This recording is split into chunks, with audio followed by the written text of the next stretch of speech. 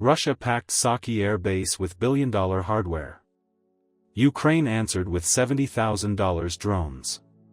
You clicked for warships and HQ strikes, you're in the right place. But the collapse started here. Asset density turned from strength to kill zone. Stay with me as we break how multi-directional kamikaze drones, EW jamming, and radar decoys cracked S-400 coverage, lit fuel farms, and opened a corridor for long-range fires and USVs at sea. By the end, you'll see why cheap, networked systems beat shiny jets, and how that same playbook dragged Russia's navy into the kill box. Before we move on, I'd like to ask you a small favor. If you appreciate this content, please take a second to like this video and subscribe to the channel. Over 98% of you watch the videos without subscribing. It costs you nothing, but it makes a huge difference to us. So, did you click the subscribe button? Great! Thank you so much. Now, back to the video. A crowded flight line is a prize. Jets wingtip to wingtip, fuel bladders near the taxiway, missile trucks tucked in by the sheds. Why does that invite $70,000 drones to win? Because density turns one hit into 5 problems. Fire. Smoke. Panic. You pack steel to surge sorties. You also stack targets. At Saki, the calculus was simple. Push readiness. Fighters close to ammo shelters.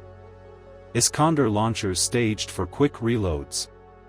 Fuel farms tied by exposed lines to soft-skin trucks. Munitions hubs inside the safety arc of base roads. That layout shaves minutes for takeoff and restoration. It also draws a clean map for a cheap attacker. Aim for the bottlenecks, not the airframes. Concentration beats distance when nothing interferes. But when sensors flood, survivability collapses. One breach near a fuel lane can throw heat and shrapnel down the row. Open hangar doors for night maintenance act like funnels for blast. Every second a jet sits with ladders up is a second a low-cost airframe can hunt the weak seam. The opening move came low and from angles that force human error. Multi-directional kamikaze drones, offset azimuths, staggered legs. Arrival's time to overlap radar refresh cycles, so the screen shows too much and too late. S-400 batteries look high and wide. Point defense looks low and close. Split their gaze, and you thin the reaction at both ends. Here's the research-backed edge. Sensor saturation and track confusion are cheap to buy and costly to fix. Decoys throw shapes that look real enough to pull attention. Cross-section spoofing swells the hit list with false positives. Each false track drags an interceptor off the board or forces a human to wait one beat longer. That beat is the window. Failure modes multiply when cost-saving meets time pressure. Exposed fuel lines warm under sun and static. Soft-skinned tankers sit with pumps running, crews focused on flow, not overhead. Hangar doors yaw wide for airflow, stacking tools and flammables near the threshold. Cheap airframes don't chase fighters, they chase what keeps fighters alive. Hit fuel. Hit ammo. Hit power. Contrast that with a networked shield. A Patriot-style web can hand off tracks across batteries, tie sensors to shooters, and funnel threats into a kill lane. Static site defenses at Saki had to fight from fixed arcs. Limited retasking speed. Dead ground near the runway where mast height and terrain leave holes. The attackers didn't need perfect aim.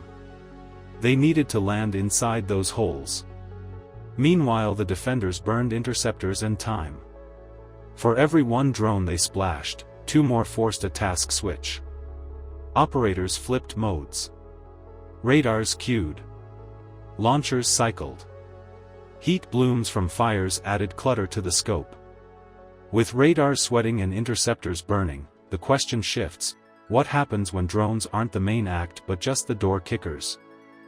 The payoff is blunt. The $70,000 platforms didn't beat $1 billion stack by themselves. They forced split-second misallocations. They lit fuel points that feed the flight line.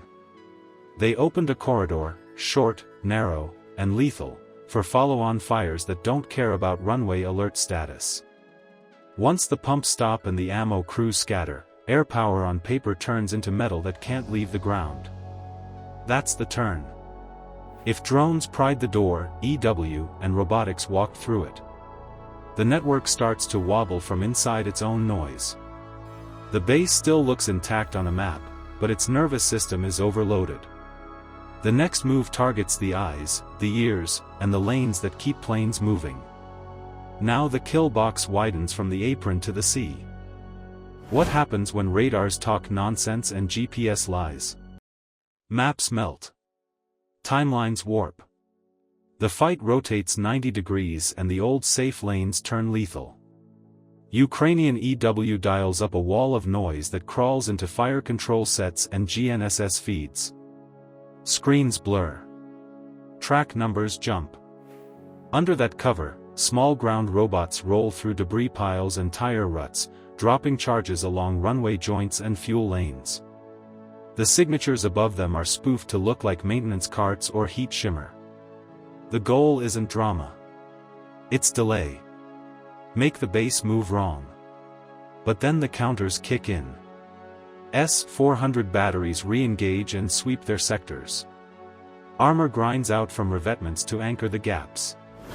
Artillery throws rounds to box the perimeter. Each move costs attention.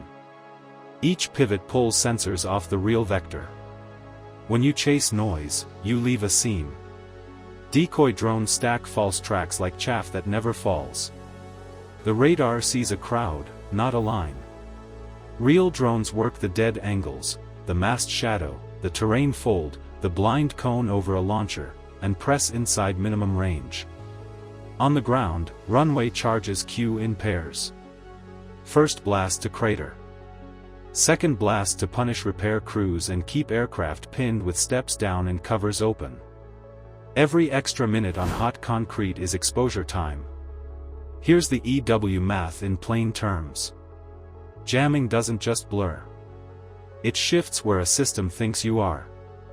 Guidance loops rely on clean timing. Dirty timing throws a missile at a phantom point, so the shot probability collapses. Interceptors launch because doctrine says launch, but they chase bad coordinates into low probability envelopes and miss. You don't need to blind the eye. You make it read a lie. Meanwhile, offshore, a second front hammers the escort screen. Unmanned surface vessels drive in low and fast, skirting the edge of radar and sea clutter, rigged for a single task. An escort takes a hit and loses speed. Another ship turns out of formation to avoid a kill line. That stagger forces a retreat and bleeds the air cover that base defenders expected overhead. Command links rattle. Voices stack on shared nets. The sky loses its rhythm.